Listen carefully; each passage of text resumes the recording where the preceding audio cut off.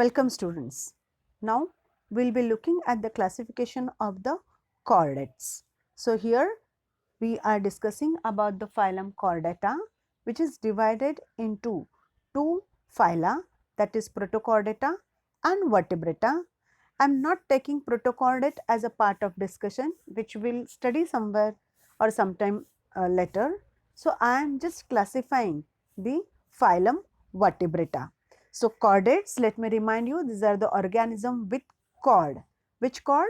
C-H-O-R-D, and CHORD chord stands for the presence of notochord, from which vertebrate is one of the phylum in which the notochord is modified into vertebral column, and I am discussing the organisms with vertebral column, the classification of the organisms with vertebral column.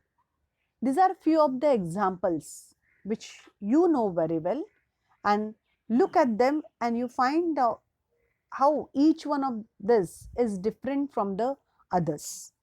Yes, each one of this is different from the other, and again on some basis they are classified.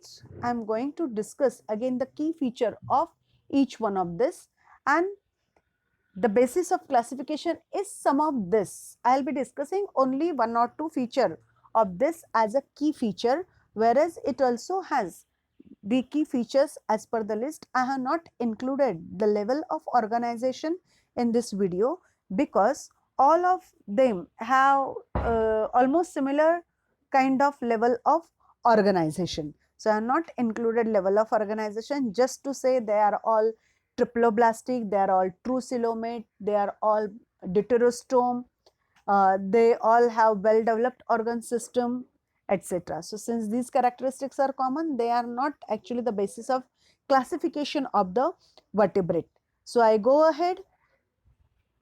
Now these are the 5 classes under the phylum Vertebrata: Pisces, Amphibia, Reptilia, Aves and Mammalia.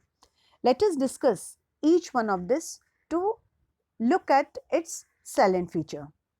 Now these are the Pisces or fishes. How will you define them?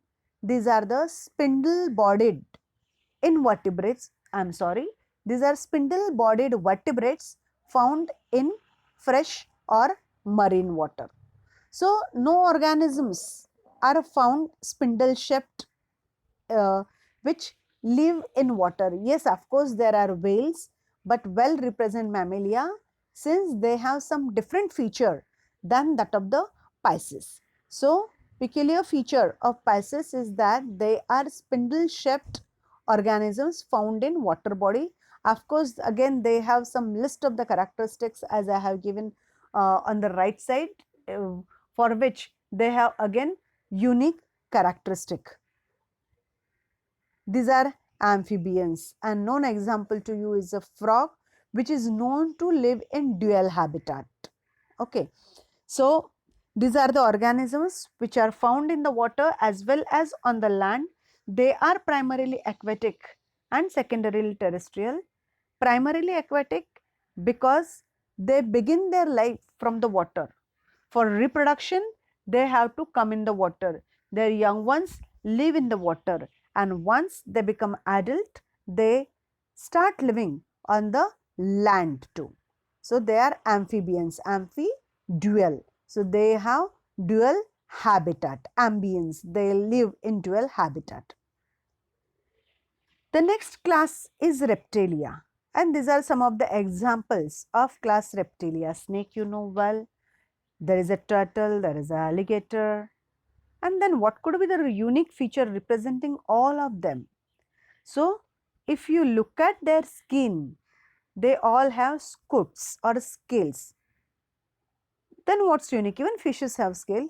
Yes, fishes have scales which are with lots of mucus onto it, but these scales in the reptilia are dry. Also they are called as a scutes. So this reptilia, actually snake immediately we think of, and then we say that these are the organisms which crawl, but no. The characteristic feature is the one is that these are the organisms in which their skin has dry scales. Aves, beautiful organisms. These birds are known to have the feathers. So, having feather is a characteristic feature of the birds. Do you know any animals having feathers on its body? No. So, characteristic feature, peculiar feature of the aves is that they are the organisms with feathers on their body. Of course, they are unique in the other characteristics also. I would like to stress one more characteristic over here is that these aves and the next class mammals, these are warm blooded organisms, whereas the previous three were cold blooded organisms. The cold blooded organisms means their body temperature fluctuates according to external temperature, and warm blooded organisms means their body temperature remains constant irrespective of the external temperature. And these are the mammals. Oh, I have written aves. No, of course not. They are mammals. Zebra I have shown over here, but as such, zebra itself is not enough to represent the class Mammalia. The peculiar feature of this class Mammalia comes from its name, that is mammal, mammary glands.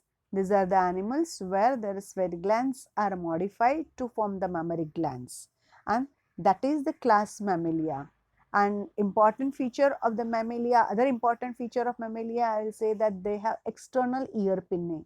You look at any other organisms that we have studied, take any bird, crocodile, or the fish, or the uh, frog. No one of them have external ear pinnae, and all the mammals, cat, dog, and even you too have the external pinnae. So, mammary glands, ear pinnae are the characteristics of the mammals. We will be studying many more such characteristics of the mammals when we start studying in our class. I hope this presentation must have found useful for you to understand the classification of the vertebrates. See you again.